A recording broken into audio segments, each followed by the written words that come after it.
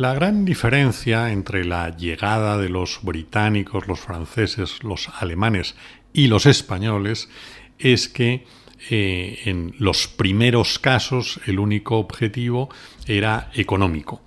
En el caso de los españoles había una multiplicidad de motivos. Uno muy importante era la difusión de la fe católica y de ahí la creación de instituciones tanto educativas como hospitalarias dirigidas a los aborígenes de esos países a los que llegaban los españoles, cosa que no sucedió en ninguna de las otras conquistas.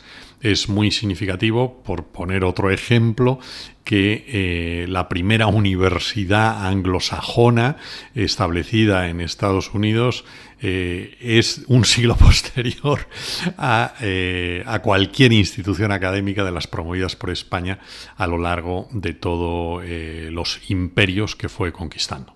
Cualquiera de esas tres civilizaciones es apasionante. Descubrir cómo los aztecas defendían el trabajo responsable, cómo penaban a la gente que se apropiaba de lo ajeno, cómo era el sistema social y económico. Igualmente se puede hablar de los incas. Incas y aztecas son las civilizaciones de las que más datos tenemos. Los mayas, cuando llegaron los españoles, estaban desafortunadamente ya dando sus últimas bocanadas. Hay muchísimo que seguir aprendiendo de la civilización azteca e inca, a la vez que, y esto lo pongo en boca de historiadores mexicanos, hay que reconocer también que eran claramente impositivos. No lo digo yo, son historiadores mexicanos los que hablan y comparan a los aztecas con el imperio nazi, es decir, aplastan a muchos otros. Cuando llega Hernán Cortés y entra en interlocución con los anáhuac, con los totonacas, con los tlaxcaltecas, con los cholulas y con muchos más, lo que se encuentra son poblaciones explotadas, machacadas por el imperialismo azteca, y de ahí la facilidad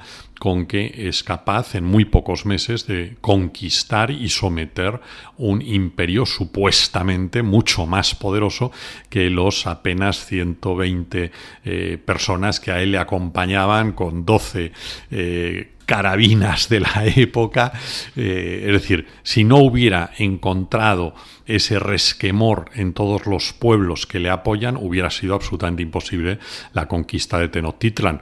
Algo parecido se puede decir de Pizarro con respecto a Atahualpa. Lo que se encuentra Pizarro es una guerra civil declarada entre Huáscar y Atahualpa, y él juega sus cartas. Sería absolutamente impensable que muy pocos cientos de españoles hubieran controlado, dominado a miles de incas si no se hubiera dado esta gravísima circunstancia. Es obvio que hubo españoles que se comportaron impropiamente, y de ahí las leyes que fueron emanadas desde España, incluido, por ejemplo, la costumbre del juicio de residencia. Es decir, que cuando un directivo iba a regresar a España, se juzgaba todo aquello que él hubiera realizado. Cualquiera de los virreyes padeció el juicio de residencia. Había un interés positivo porque las cosas se hicieran bien, lo cual no significa que todo se hizo bien, ni muchísimo menos. Sucede que la leyenda negra que fueron constituyendo antiespañoles, que eran a la vez anticatólicos, ha calado en la mente desafortunadamente ignorante de muchos. Cuando uno se pone a estudiar qué es lo que sucedió, se da cuenta que frente a esos comportamientos incorrectos, desde el punto de vista institucional y desde muchas personas que se implicaron, todo se hizo de la manera más adecuada, empezando, por ejemplo, por todos los religiosos cuya condición inicial para poder desarrollar su trabajo en América era aprender las lenguas locales para poder hablar con los aborígenes en su idioma propio.